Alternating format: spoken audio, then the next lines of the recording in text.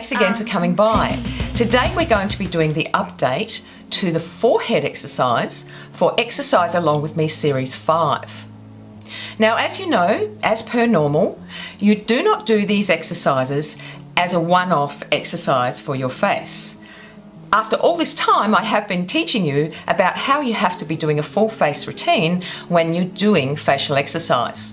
Now, this isn't just my program, this is every single program that you would be doing. Is doing a full face routine will give that perfect lift and it will really start to tone the muscles.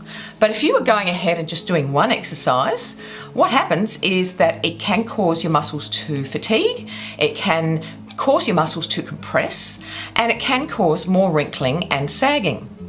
So you really have to be careful what you're doing when you're doing the exercises. And this is why I do the updates for you, so it gives you extra tips to how to dive deeper into doing these exercises. So let's get on with this exercise. This is a really good exercise because basically what it does is that it starts to exercise this part of your face. And that's what I love about face aerobics, is that we can now, with all the techniques that I've discovered and created, is that we can actually exercise a muscle, we can isolate a muscle and exercise that same muscle but in a different area. It's really exciting stuff, really, to be able to isolate one area of a muscle and exercise it. Right, so with this exercise, you need to use your two fingers, and you hold your fingers in this shape, okay? And when you place it onto your forehead, you place it just above where the procerus is. All right, so I'm going to show this to you on Dorian. And basically, if I can get him, here he comes. So basically, when you see Dorian, you can see where the procerus is. Now let me have a look at him. So when you place your fingers, you need to place them in these positions just above the corrugator. Now, the procerus isn't shown on Dorian. He does have one, of course everybody has one, but the procerus sits superficially across this part of your head in between your eyes. This is where the muscle sits, and it's sort of like a triangle shape. So what you need to do is you need to place your fingers just above the corrugator and where the procerus meets the corrugator. And this is what I was talking about last week.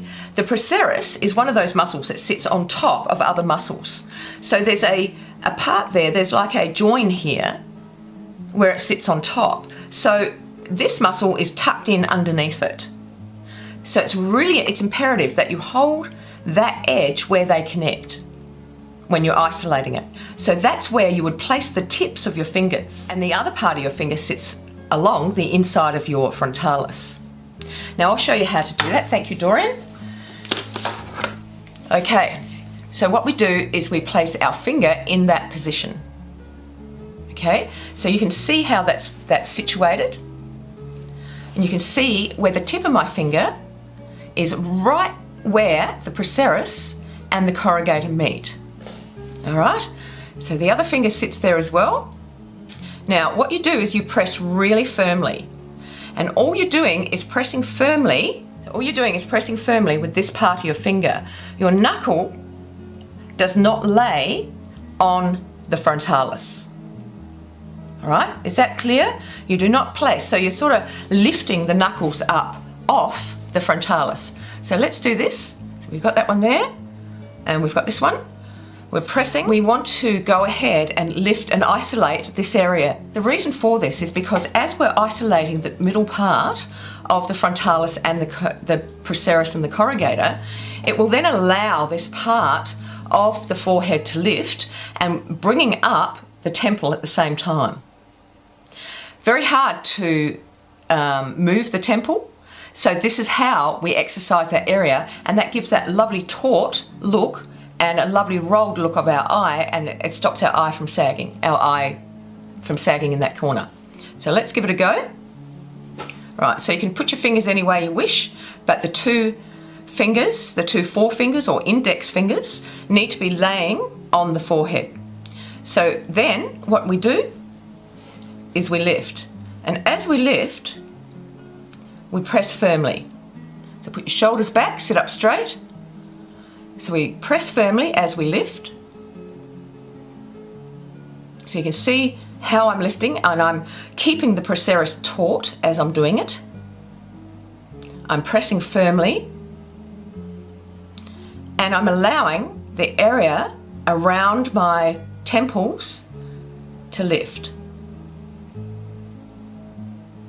Now, you shouldn't be going up and down like this. Your fingers are not moving. They're pressed very firmly using the press and plant technique to isolate that area firmly.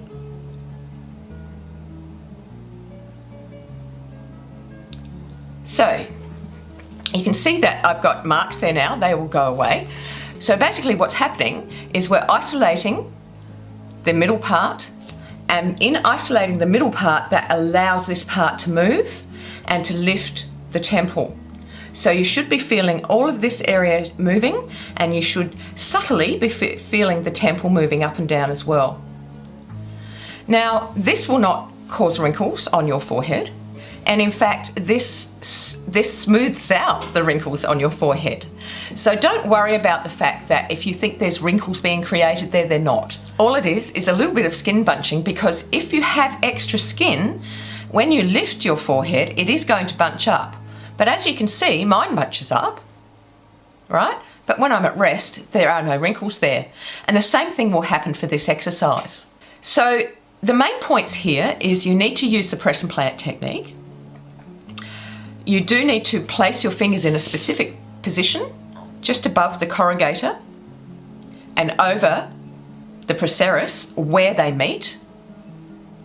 You need to press firmly, and this part of your knuckle does not lay on top or across the frontalis. It is lifted off. So it's sort of lifting off. As you can see, the knuckle, hope you can see it because I can't, the knuckle is lifted.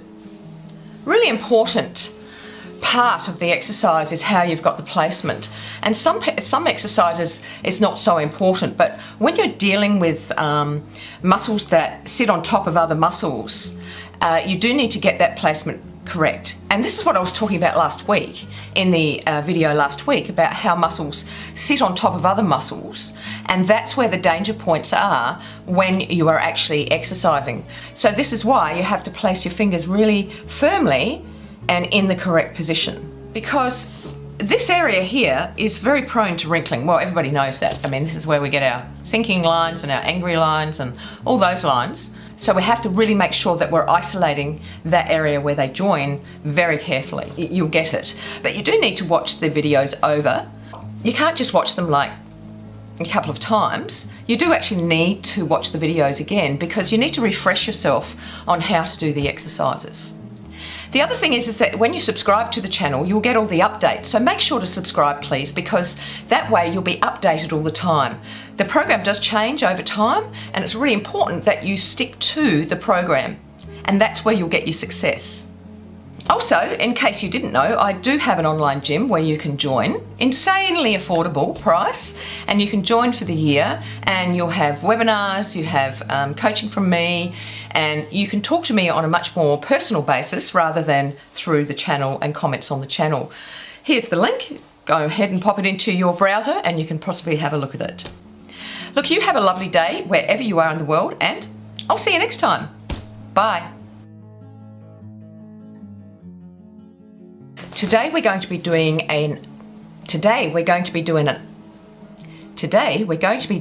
update.